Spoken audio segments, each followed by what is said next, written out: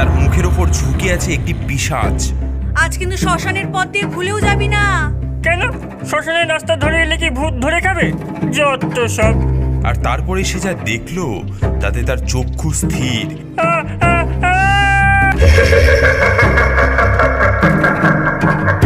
শোনো, আজ রাতে যাই হোক না কেন তুমি জানলা দরজা খুলবে না।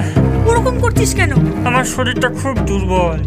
আমার সুস্থ সবল ছেলেটার যে কি হয়ে গেল। আপনি কি বজ্রনাথ তান্ত্রিক? এই বেটা, কোথায় নিয়ে যাচ্ছিস?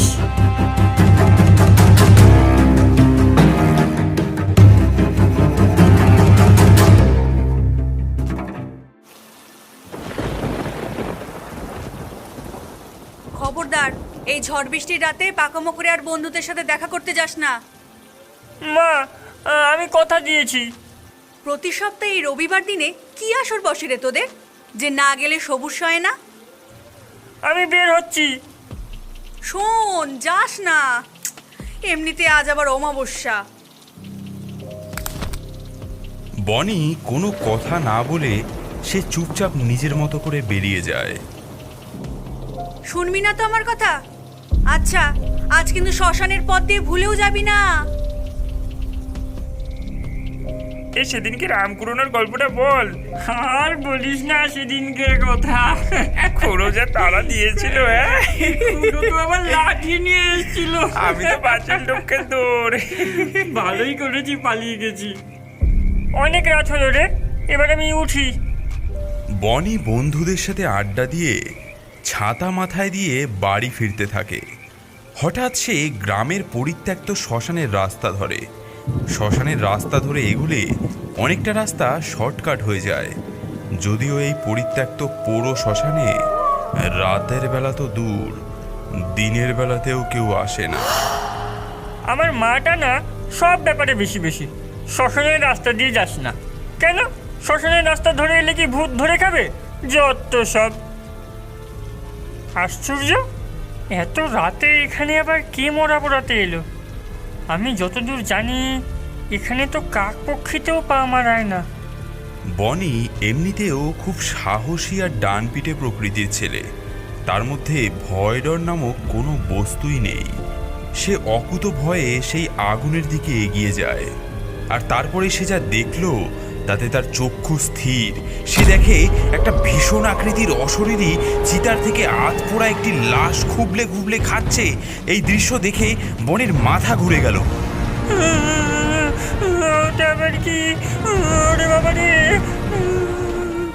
সেই ভীষণ আকৃতির অশরীরী বনের দিকে ফিরে তাকায়।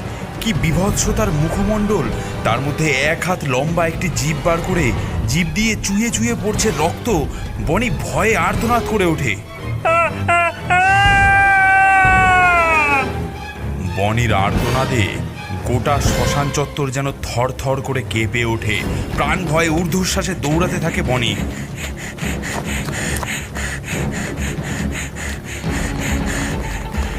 পেছনে লক লকে জিভ বার করে তাড়া করে আসছে সেই ভয়ঙ্কর অশরীরী।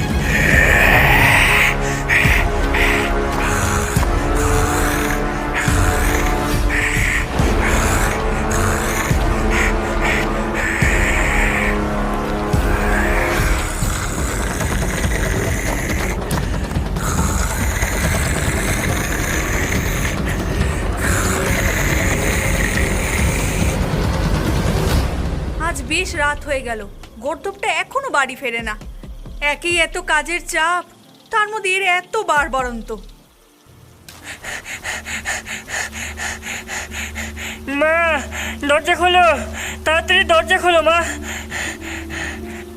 ছেলের চিৎকারে বনির মা দৌড়ে গিয়ে দরজা খুলে।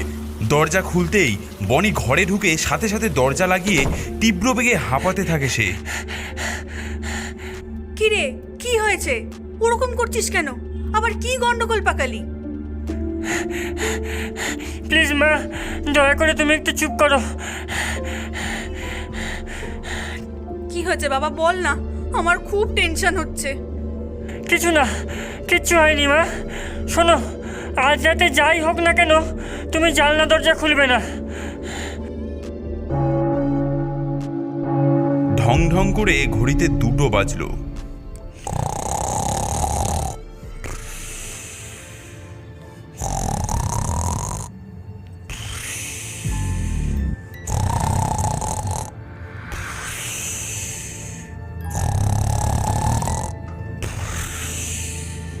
বনি এদিকে বিছানায় ঘুমিয়ে কাদা হয়ে আছে।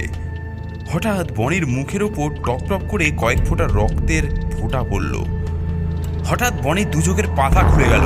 সঙ্গে সঙ্গে সে দেখল তার মুখের ওপর ঝুঁকে আছে একটি পিশাচ।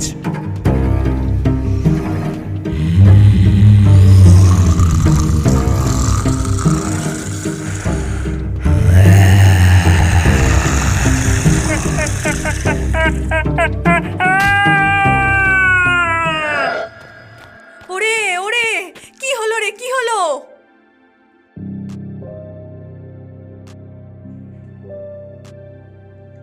তোকে আমি কাল রাতে পই পই করে বলেছিলাম যাস না যাস না।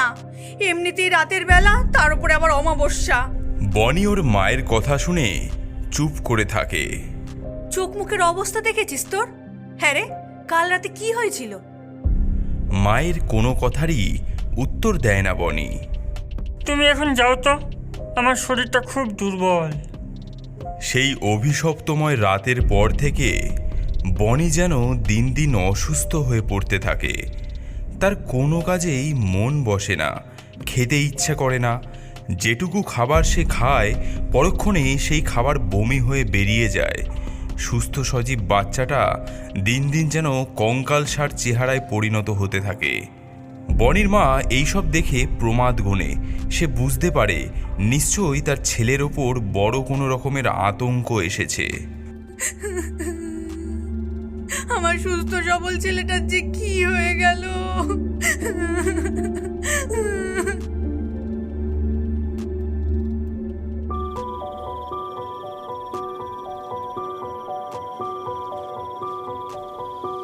প্রণাম, আপনি কি বজ্রনাথ তান্ত্রিক? হ্যাঁ, আমি বজ্রনাথ তান্ত্রিক। আমি বড্ড বিপদগ্রস্ত। কি হয়েছে? বনির মা এরপর ছেলের ব্যাপারে আদ্য পান্ত খুলে বলে। ছেলের নাম? বনি। গোত্র? খেতি গোত্র। বজ্রনাথ এরপর হাতে কতগুলো কড়ি নিয়ে সামনে চেলে দেয়। তারপরে ফ্যাকাশে বিবর্ণ মুখে বলে ওঠে, মা, তোর ছেলের যে বড় বিপদ মা, তার উপর পিশাচের ছায়া পড়েছে। রোজ রাতে সেই পিশাচ তোর ছেলের শরীর থেকে রক্ত শুষে খাচ্ছে মা। দ্রুত কিছু না করতে পারলে তোর ছেলেকে বাঁচানো রীতিমতো দায় হয়ে উঠবে। না, এমন সর্বনাশটা কি করে হলো? গ্রামের পাশের পরিত্যক্ত পৌর শ্মশান থেকে একটা ভয়ঙ্কর অপশক্তির ছায়া তোর ছেলের উপর পড়েছে। হায় ভগবান, কত করে বলেছিলাম রাতের বেলা শ্মশানের রাস্তায় না যেতে। মা, তোর ছেলেকে একবার আনতে পারবি? আমি কাল সকালেই আপনার কাছে নিয়ে আসব। সকাল নয়, আজকেই, এখনই। আমাদের হাতে বেশি সময় নেই। আমি এই তাবিজটা দিচ্ছি, এটা নিজে গলায় পড়ে নাও। যাত্রাপথে তোমার কোনো ক্ষতি হবে না। আর দেরি করো না, যাও, আমি এখানে সমস্ত জোগাড় যন্ত্র করে রাখছি। বনির মা হন্তদন্ত হয়ে রাস্তা দিয়ে যেতে থাকে। পথে গ্রামের মাস্টার রবি চক্রবর্তীর সাথে দেখা হয়। আরে বনির মা যে, তা হন্তদন্ত হয়ে কোথায় যাওয়া হচ্ছে?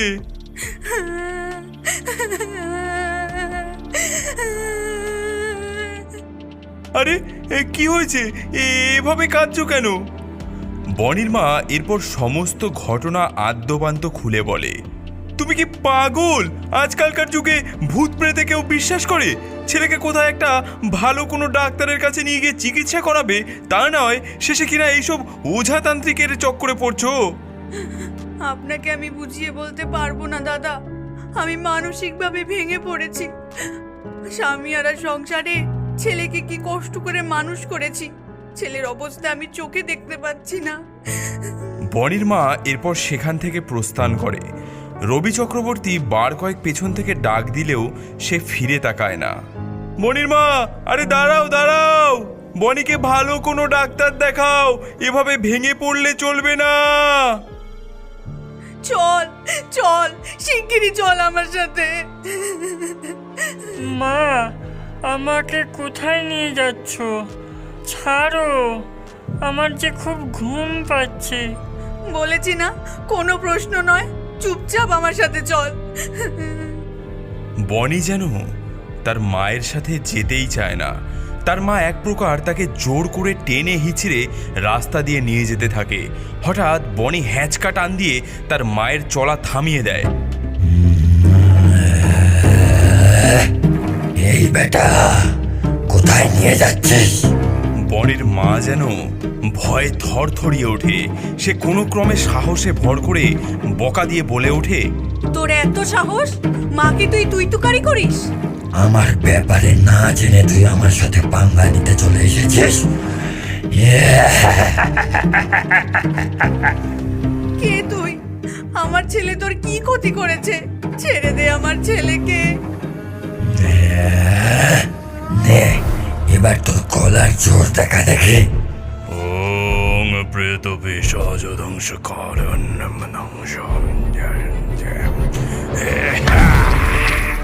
হঠাৎ সেখানে বজ্রনাথ এসে পৌঁছায়। সে মন্ত্র পড়ে কিছু একটা জল বনির দিকে ছুঁড়ে দেয়। গায়ে জলের ছিটে পড়তেই বনি তার মাকে ছেড়ে দেয় এবং আর্তনাদ করে ওঠে।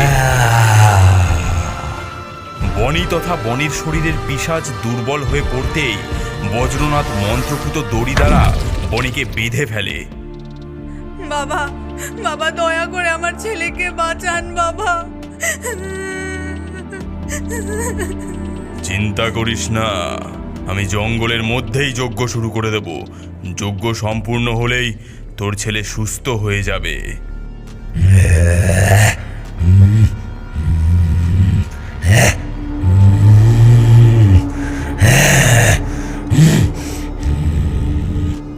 বাবা, আমিও যাব।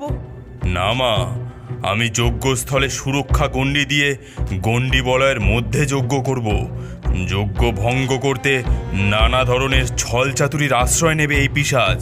আর একবার যদি গণ্ডি বলয়ের বাইরে এই পিশাচ বেরিয়ে যায়, তাহলে আমি কোনোভাবেই তোর ছেলেকে আর বাঁচাতে পারবো না। তাই আমি অহেতুক বিপদ বাড়াতে চাই না। এই বলে বজ্রনাথ বনিকে ধরে টানতে টানতে নিয়ে যেতে থাকে জঙ্গলের মধ্যে। এরপর সে যথারীতি সুরক্ষা গণ্ডির ভেতরে যজ্ঞ শুরু করে। অন্যদিকে পিশাচ যেন রাগে গর্জনে আকাশ বাতাস কাঁপিয়ে তোলে। এসব কি হচ্ছে কি এখানে? থামাও এসব কুসংস্কার। রবি চক্রবর্তীকে দেখে শান্ত এবং স্বাভাবিক ভঙ্গিতে বনি অনুনয় করে বলে ওঠে, মাস্টার মশাই, আমাকে বাঁচান, আমাকে বাঁচান মাস্টার মশাই। আপনি চলে যান এখান থেকে, না হলে বিপদ নেমে আসবে। চুপ করুন, আপনাকে আমি পুলিশে দেব। এই বলে রবি চক্রবর্তী এক ঝটকায় বনিকে সুরক্ষা গণ্ডি থেকে বাইরে বের করে নিয়ে আসে। হঠাৎই জঙ্গলের ভেতর থেকে বেরিয়ে আসে বনির মা। দাদা, এটা আপনি কি করলেন? দেখতে দেখতেই বনির শরীরে থাকা পিশাচ বের হয়ে আক্রমণ করে রবি চক্রবর্তীর উপর। নিমেষেই টুকরো টুকরো করে ফেলে তাকে।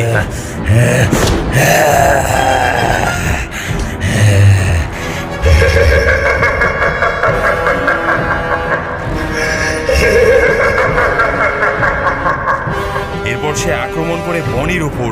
বনির মা ছুটে আসে তার ছেলের কাছে।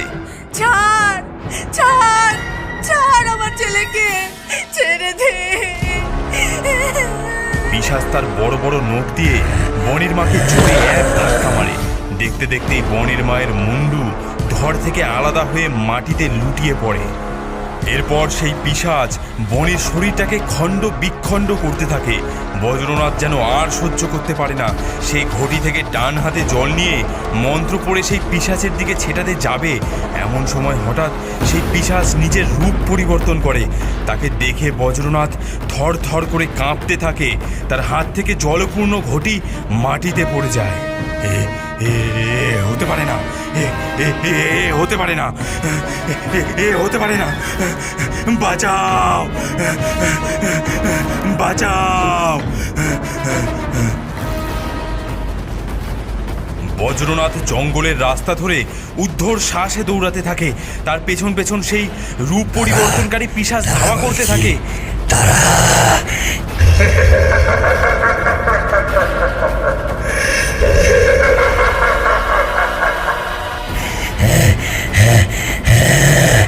দাঁড়িয়ে যা।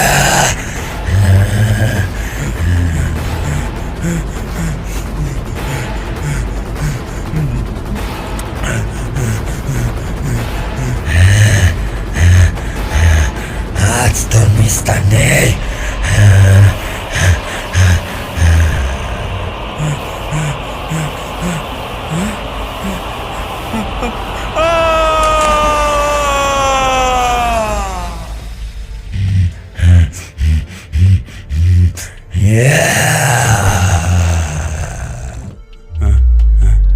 জল জল।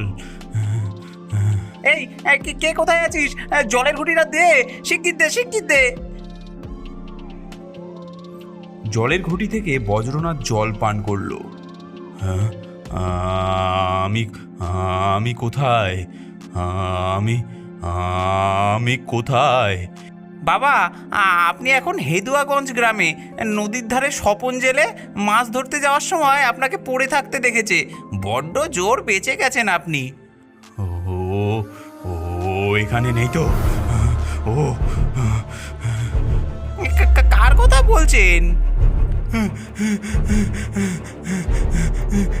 সর্বনাশ, সর্বনাশ হয়ে গেছে গ্রামে। এক মস্ত বড় পিশাচ। সে কি ভয়ঙ্কর দেখতে! সবার মুন্ডু ছিঁড়ে খেয়ে নিচ্ছে। আমার চোখের সামনে বসন্ত কুড়ার মুন্ডুটা ছিঁড়ে মুখে পুরে কচমচ করে খেয়ে নিল।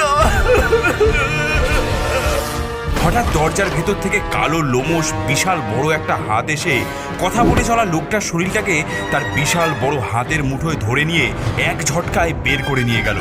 তাই দেখে ঘরে উপস্থিত অন্যান্য লোকেরা ভয়ে আর্তনাদ করে উঠল। এটা কি? বড় মুহূর্তেই লোকটির মুন্ডহীন দেহ কে যেন ছুঁড়ে দরজা দিয়ে ঘরের ভেতরে ফেলে দিল। বাঁচাও, বাঁচাও! ভয়ে সকলের চিৎকারের কম্পাঙ্ক তীব্র থেকে তীব্রতর হয়ে উঠল। কি সর্বনাশ হয়ে গেল গো! আমরা এখন বাঁচবো কি করে? আমরা এখন বেরোবো কি করে?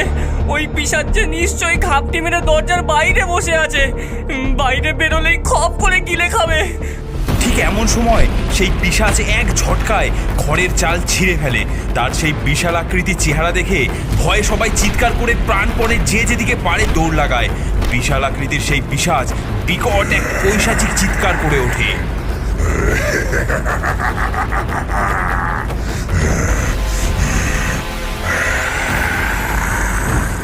তারপর খপ করে বজ্রনাথের দেহটাকে মুঠোর মধ্যে ধরে তার মুখের কাছে নিয়ে আসে।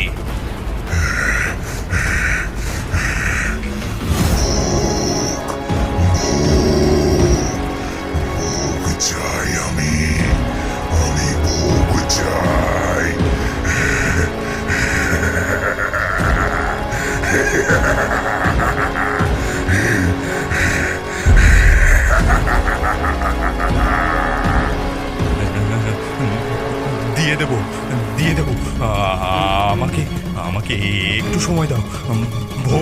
ভোগ দিয়ে দেবো।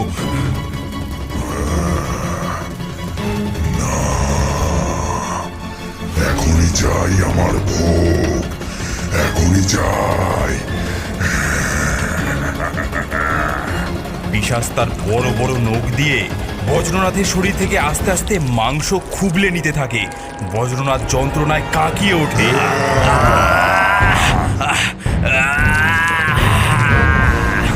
ঠিক এমন সময় পিশাচের ওপর সুগন্ধযুক্ত কিছু একটা শরীরে পড়তেই পিশাচটি আর্তনাদ করে ওঠে আর মুঠো আগলা হয়ে বজ্রনাথের দেহটি ঘরের মধ্যে ধপ করে এসে পড়ে।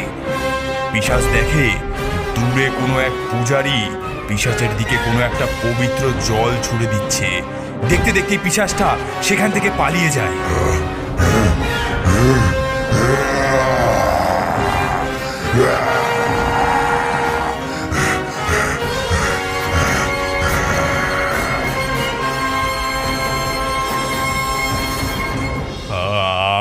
আমি কি বলে যে আপনাকে ধন্যবাদ দেব? এত বড় বিপদ কি করে ডেকে আনলি? বলার মতো যে ভাষা নেই। দেখ বেটা, আমার 3 কাল গিয়ে 1 কালে ঠেকেছে। বয়স হয়ে গেছে, ঠিক মতো চলতে ফিরতে পারি না। তবে আজ গ্রামের এই বিপদের দিনে নিজেকে ঘরের মধ্যে আটকে রাখতে পারলাম না। যা আছে কপালে ভেবে বেরিয়ে পড়লাম। বয়সের ভারে আমি ক্লান্ত, তাই একে কিছুক্ষণের জন্য আটকাতে পারি মাত্র। এই যে জগৎ থেকে এসেছে, ওখানেই ফেরত পাঠাতে হবে। কিন্তু কিভাবে? এর উত্তর তো তোর কাছেই থাকা দরকার। আমি আমি প্রচণ্ড রকমভাবে অনুতপ্ত, লজ্জিত। এখন অনুতাপ লজ্জা করার সময় নয়। এ কোনো সাধারণ তর্জনী নয়, ও হচ্ছে অসুর। আমাকে ক্ষমা করবেন, কিন্তু আমার মনে হয় আপনার কোথাও একটা ভুল হচ্ছে। ভুল কি ঠিক সেটা সময় নির্ধারণ করবে। আপাতত এই সমস্যার একটা নিশ্চিত সমাধান দরকার। কিন্তু এ যে ধরনের অপশক্তি, এর মোকাবিলা করার মতো ক্ষমতা বা জ্ঞান কোনোটাই আমার নেই। তাহলে উপায়?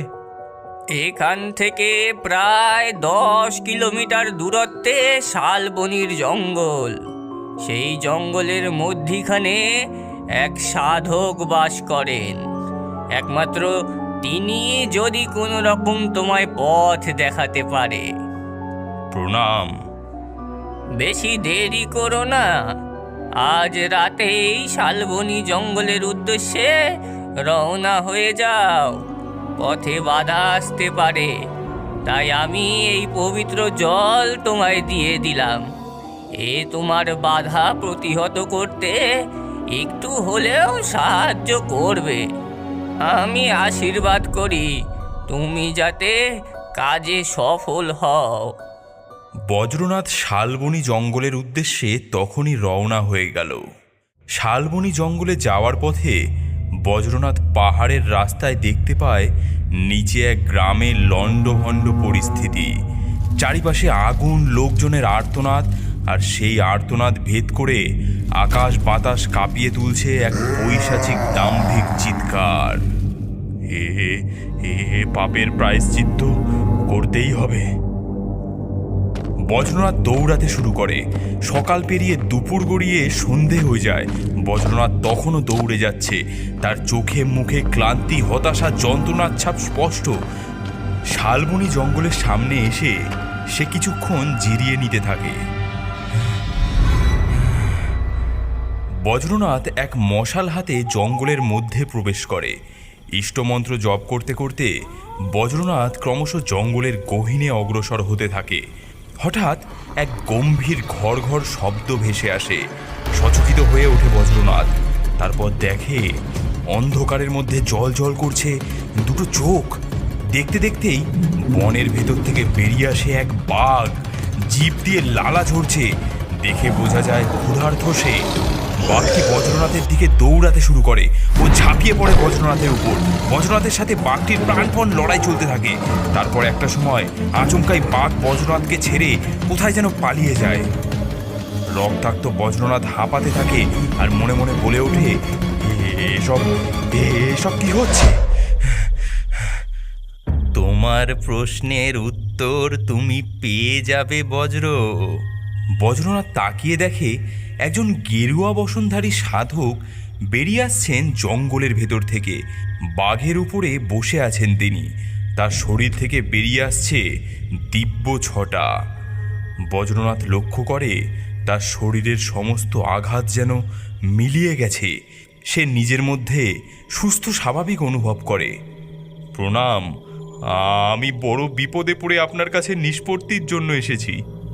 বিপদ ডেকে আনতে বলেছিল কে? আমি আমি বুঝতে পারিনি। আমি ভেবেছিলাম।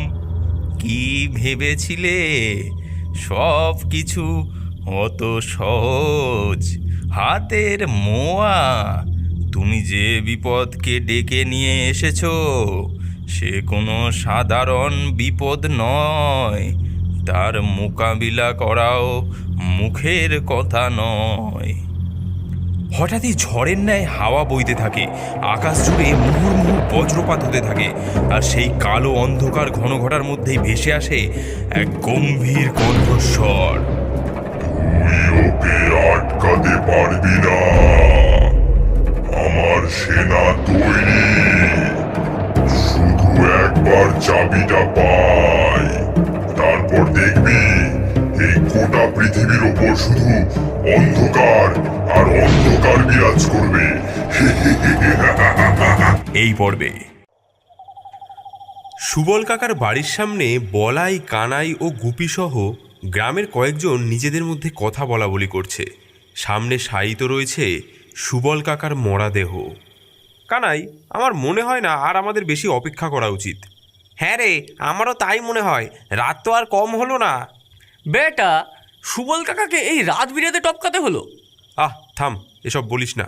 মানুষটা কিন্তু আর পৃথিবীতে নেই। তোরা থাম তো, আমি ভাবছি অন্য কথা। কানুর আসতে এত দেরি হচ্ছে কেন? রাত কত হয়েছে দেখেছিস? এত দেরি কেউ করে? আরে আমার শরীরটা একটু অবসন্ন ছিল, যে কারণে তৈরি হতে একটু দেরি হয়ে গেল। তা মরার থেকে তো পচা গন্ধ বেরোচ্ছে। সেটাই তো, কাকার তো তিনকুলে কেউ ছিল না। তা কখন যে মারা গিয়ে ঘরের মধ্যে পড়েছিলেন কেউই জানে না। তার বাড়ির সামনে দিয়ে কয়েকজন যাতায়াত করার সময় একটা দুর্গন্ধ পেয়ে সবাইকে জানায়, তারপর ঘরের দরজা ভেঙে ঢুকে দেখে এই অবস্থা। তাই বলে কাল ভৈরবীর শ্মশান? রাতের বেলা সেখানে যাওয়াটা কিন্তু ঝুঁকিপূর্ণ। কি বলবো বল, গ্রামের ঠাকুর মশাই বিধান দিয়েছে মৃতদেহ নাকি পচে গেলে তা গ্রামের জন্য অমঙ্গল সূচক। তাই যত তাড়াতাড়ি সম্ভব আজ রাতের মধ্যেই দাহকার্য সম্পন্ন করতে। এদিকে পাশের গ্রামে শুনেছি নাকি মরক লেগেছে। এমন অবস্থায় কালভৈরবী শ্মশান ছাড়া আর কোনো উপায়ও নেই। আর সেই জন্যই তো তোকে ডেকে এনেছি। বলো হরি হরি বল, বলো হরি হরি বল, বলো হরি হরি বল, বলো হরি হরি বল, বলো হরি হরি বল, বলো হরি হরি বল, বলো হরি হরি বল। নে রে, কাল ভৈরবী শ্মশানের কাছে এসে গেছি। এ কি রে, হঠাৎ এমন ঠান্ডা বাতাস দিচ্ছে কেন? মনে হয় বৃষ্টি আসছে। সর্বনাশ, প্রথমেই বাধা। নে নে, তাড়াতাড়ি কর। চল চল, কেটে পড়ি। আগুন তো এখনো নেভেনি। যার তিনকুলে কেউ নেই সে যে আগুন পেয়েছে এটাই বড় কথা। আর আমার এখানে দাঁড়িয়ে থাকতে বড্ড অস্বস্তি হচ্ছে। তোরা চলে যা, আমি এখানে একাই দেখছি। ব্রিজেশের কথায় বাকি চারজন ফিরে যায়। ব্রিজেশ তার পকেট থেকে তামাক বার করে একটু দূরে একটা গাছের তলায় বসে টানতে থাকে। হঠাৎ সে লক্ষ্য করে কোনো এক ব্যক্তি জ্বলন্ত চিতার পাশে গোল গোল করে ঘুরছে।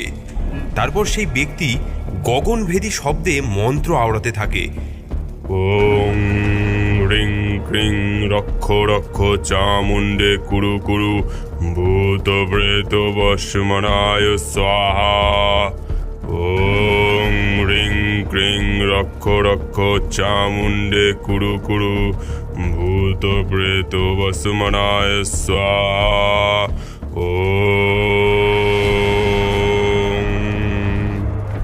দেখতে দেখতেই এক বিশালাকার অশরীরী তার সামনে উপস্থিত হয় ও তার বশ্যতা স্বীকার করে। ব্রিজেশ সব কিছু মনোযোগ সহকারে দেখছিল। সাধনা সিদ্ধির বিষয়ে সে বরাবরই আগ্রহী। সেই লোকটি সেখান থেকে চলে যাওয়ার পর ব্রিজেশ হন্তদন্ত হয়ে সেই চিতার কাছে যায়। ও যেভাবে সেই লোকটি চিতার চারপাশে প্রদক্ষিণ করছিল ঠিক সেইভাবে ব্রিজেশ চিতার চারপাশে প্রদক্ষিণ করে। তারপর সেই লোকটি যে মন্ত্র আওড়াচ্ছিল ব্রিজেশও সেই মন্ত্র গগনভেদী সুরে জপতে থাকে। ওং রিং ক্রিং রক্ষ রক্ষ চামুণ্ডে কুরু কুরু ভূত প্রেত বস্মনায় স্বাহা। ওং রিং ক্রিং রক্ষ রক্ষ চামুণ্ডে কুরু কুরু ভূত প্রেত বশমনায় স্বাহা। হঠাৎ এমন সময় ব্রিজেশকে ঝাঁকে ঝাঁকে অশরীরে আত্মারা ঘিরে ধরে।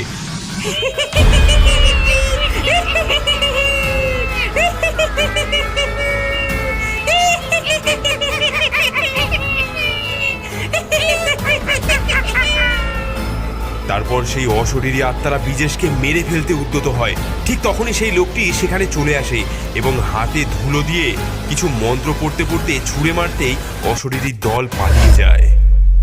এই তুই কে? এখানে কি করছিস?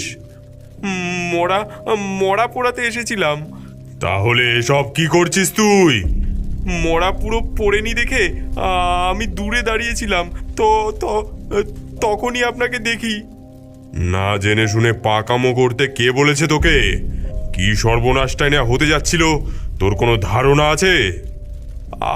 আমি সাধনা মার্গ অগ্রসর হতে চাই, দয়া করে আমাকে শিক্ষা দিন। তোর হবে, অনেক বড় কিছু হবে, তবে কিছু বাধা আছে, সেই বাধা কাটাতে হবে। কানিবামনির ঘাটের পাশে আমার আস্তানা, আগামীকাল সন্ধ্যাকালীন সময়ে চলে আসিস। যথারীতি ব্রিজেশের শিক্ষাদান শুরু হয়ে যায়। সবার প্রথমে তোর মনকে শান্ত করতে হবে। তোকে আমি কিছু বিধি বাতলে দেব, সেই বিধি তোকে অনুসরণ করতে হবে।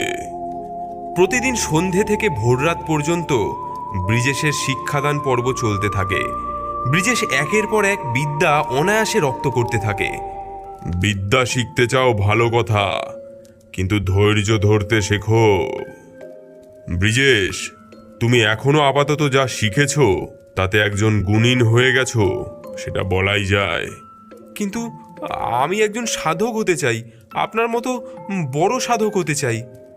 ব্রিজেশ, আমি কিন্তু একদিনে সাধক হইনি। আমি তোমাকে সব সময় বলেছি ধৈর্য ধরতে শেখো। আপনি যা বলবেন। আমি যা বলবো তা ভালোর জন্যই বলবো। তা তুমি এখন তন্ত্রমন্ত্র বিদ্যা শিখেছো, তোমার তো একটা অন্য নাম হওয়া উচিত। নাম? আপনি দয়া করে নির্বাচন করে দিন।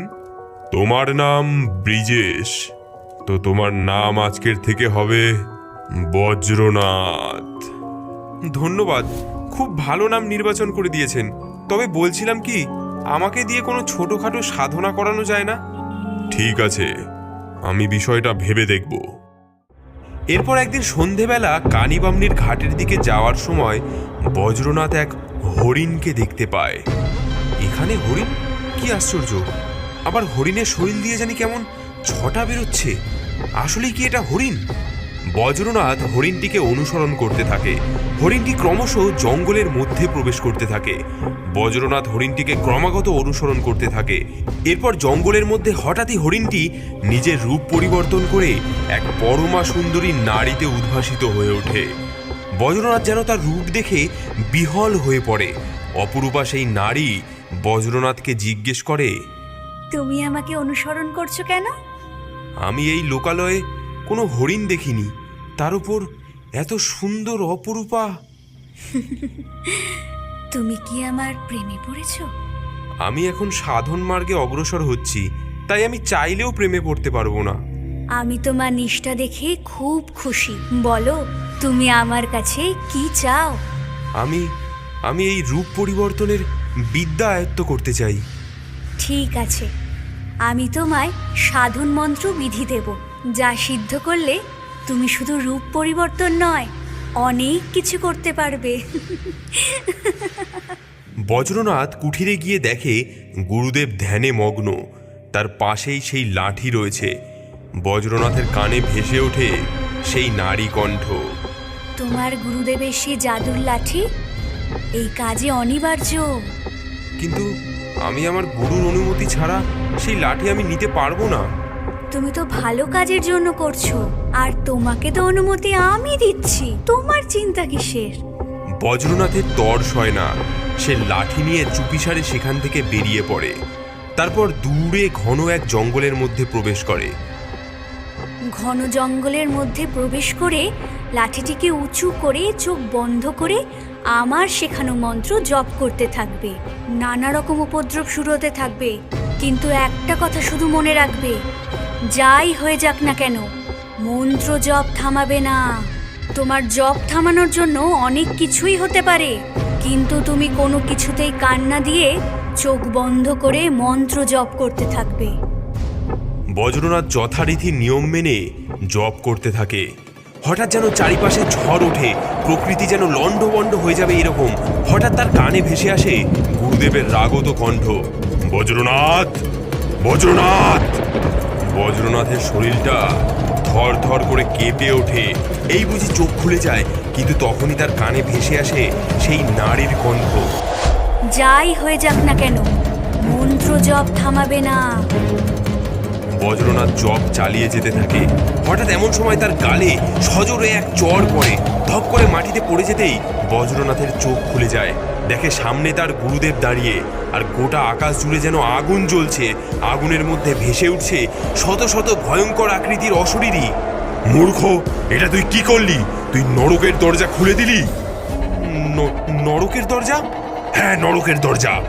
যে নরকে হাজার হাজার পাপী অশরীরী প্রেতাত্মার শাস্তি হচ্ছিল, তুই তাদের সেখান থেকে পুনরায় পৃথিবীতে নিয়ে আসার ব্যবস্থা করে দিয়েছিস। কিন্তু আমাকে তো ওই নারী। তুই আমার শিষ্য হয়ে একটা অশরীরী মায়াকে বুঝে উঠতে পারলি না। ও অশরীরীর মায়া? দেখতে দেখতেই বজ্রনাথের সামনে একটা বিশাল আকৃতির পিশাচ এসে দাঁড়িয়ে পড়ে। তার হুঙ্কারে যেন প্রকৃতি ছটফটিয়ে ওঠে।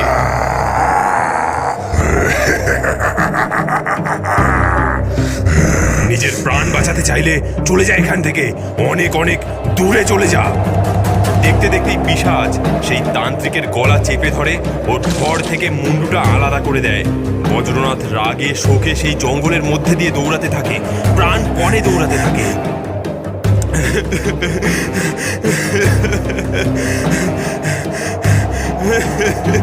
আমি কি করলাম? আমি কি করলাম?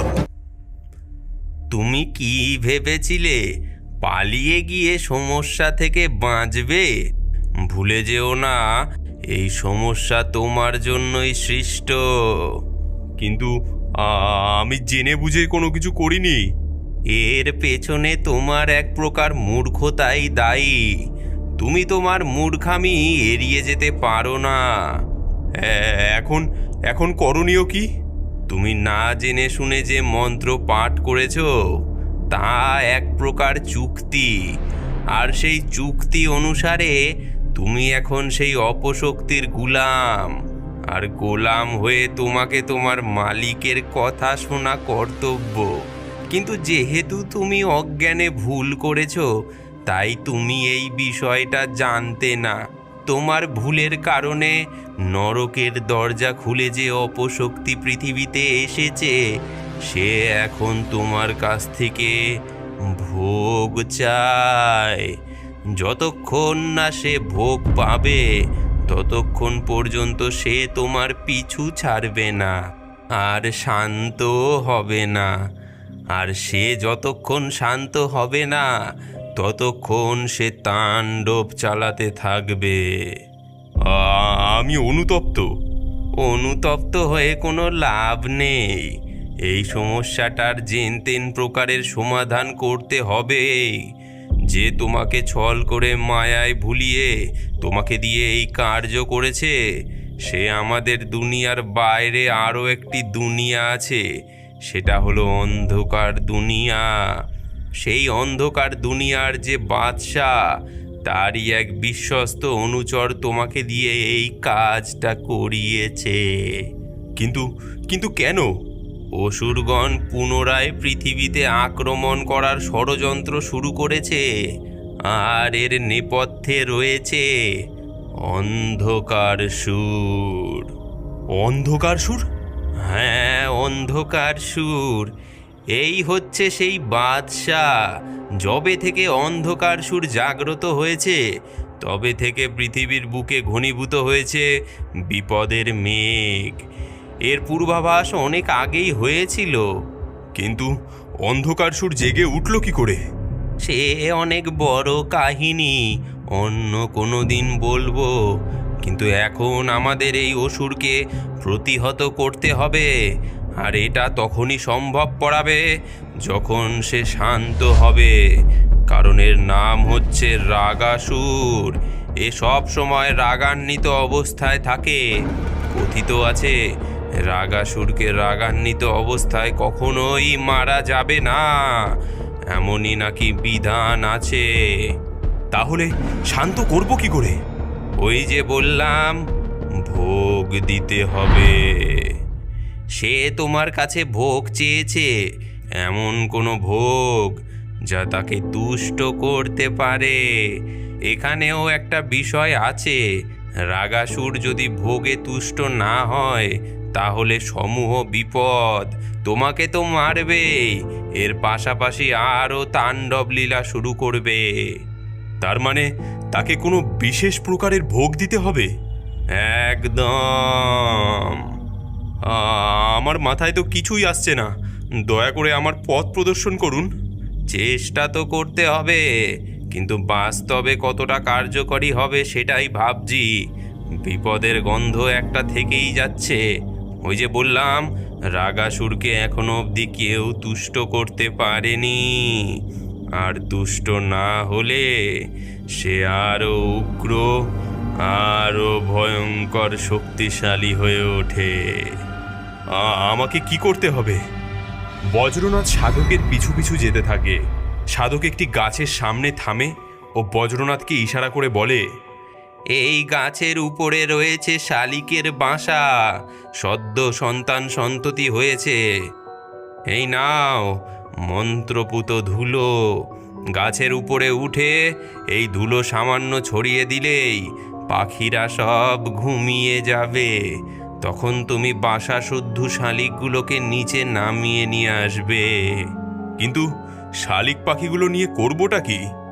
সব বলবো ধীরে ধীরে, আগে যেটা বলছি সেটা করো। বজ্রনাথ সাধকের কথা মতো কাজ করে। এবার কি করব?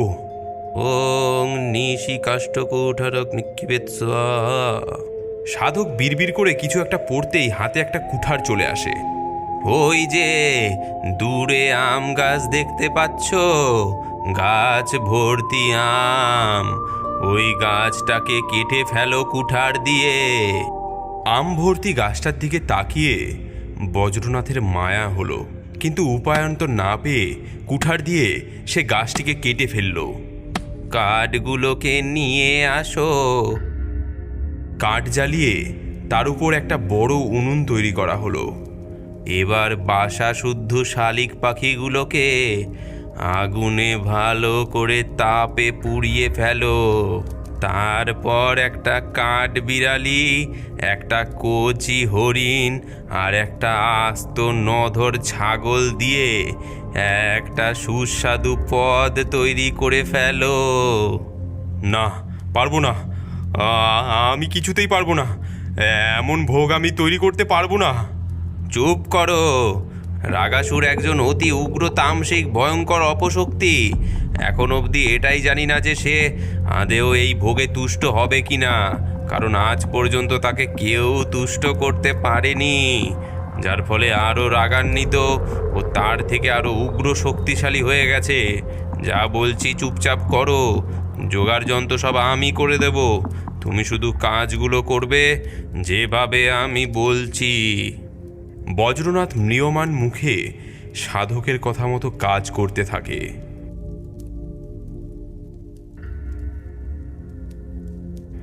রান্না শেষ হয়ে গেলে যখন রাগাসুরকে ভোগ নিবেদন করবে, অর্থাৎ রাগাসুর যখন সামনে উপস্থিত হবে, ঠিক সেই সময় এই কাঁটা মুন্ডুটা দিয়ে দেবে ভোগের মধ্যে। সাধক তার থলে থেকে তরতাজা এক যুবকের কাটা মুন্ডু বের করে দেয় বজ্রনাথের হাতে। কাটা মুন্ডুটা দিয়ে তখনও রক্তধারা টপ টপ করে পড়ছে। আমার মনে হয় শুধু ভালোভাবে রান্না নয়, এইভাবে সুন্দর করে যদি পরিবেশন করা যায় তাহলে রাগাসুর অবশ্যই তুষ্ট ও শান্ত হবে। একটা খোলা মাঠের মধ্যে দাঁড়িয়ে বজ্রনাথ, সামনে কড়াইয়ে রান্না করা ভোগ, দূরে আড়ালে দাঁড়িয়ে সাধক। সাধকের শেখানো কথা মতো বজ্রনাথ মুখ দিয়ে বিড়বিড় করে কিছু একটা পড়তে থাকে। হঠাৎ এক তীব্র অট্টহাসি ও তার সাথে রাগাসুর এসে উপস্থিত হয় বজ্রনাথের সামনে। গোলাম, আমি আপনার জন্য ভোগ রান্না করেছি। রাগাসুর ভোগের মধ্যে হাত দিয়ে হাতাতে থাকে। তারপর রেগে চিৎকার করে বলে ওঠে, মানুষের মাথা কই? বজ্রনাথ সাধকের দেওয়া সেই কাটা মুন্ডুটা বের করে রাগাসুরের সামনে, কিন্তু এরপরে সে ওই মাথাটাকে ছুঁড়ে মাটিতে ফেলে দেয়। রাগাসুর রাগে চিৎকার করে ওঠে। অন্যদিকে প্রমাদ গণে সাধক, সে বিস্ময় কণ্ঠে বলে ওঠে, বজ্রনাথ এটা কি করছে? ওকে পই পই করে বলে দিয়েছিলাম মানুষের মাথা রাগাসুরের খুব প্রিয়। বজ্রনাথ মনে মনে বলে ওঠে, আমি কত বড় ভুল ছিলাম। আমি যেটাকে পিশাচ মনে করেছিলাম সেটা আসলে একটা অসুর। আমার মূর্খামির জন্যই অসুরদের রাস্তা প্রশস্ত হয়ে গেছে। এরপরেই বজ্রনাথের মনে পড়ে যায় পুরনো কিছু দৃশ্য, যেখানে সে নিজের মনে মনে বলে ওঠে, আমি সেদিনও ওই মায়ের সন্তানকে বাঁচাতে পারিনি, আর সত্যিটাও তাকে বলতে পারিনি। তবে এক দুশ্চিন্তা অনুতাপ তাড়া করে চলেছিল। অন্যদিকে অপমানে রাগাসুরের শরীর জুড়ে আগুন জ্বলছে ধিক ধিক করে। এরই মধ্যে বজ্রনাথ তার কুঠারটা বের করে স্বয়ং নিজেরই মুন্ডুচ্ছেদ করে ফেলে। বজ্রনাথের কাটা মুন্ডুটা গিয়ে পড়ে রাগাসুরের রান্না করা ভোগের মধ্যে। বজ্রনাথের এমন কাণ্ড দেখে রাগাসুর এবং সাধক দুজনেই হতভম্ব। আমি দুষ্ট, আমি বড়ই দুষ্ট। আজ কতদিন পর শরীরটা ঠান্ডা লাগছে। রাগাসুর ভোগ খেতে যাবে, ঠিক এমন সময় বাঘের পিঠে বসে রাগাসুরের সামনে উপস্থিত হয় সেই সাধক। এই তুই কে? কি চাই তোর? যা এখান থেকে। এখন আমার খাওয়ার সময়, এখন আমার ভোগ খাওয়ার সময়। এদিকে সাধক বিড়বিড় করে কিছু একটা পড়তে থাকে ও তার হাতে এক অস্ত্রের উদ্ভব হয়। ছুঁড়ে মারে সেই অস্ত্র রাগাসুরের দিকে। যন্ত্রণায় কাতরাতে কাতরাতে মৃত্যু ঘটে রাগাসুরের।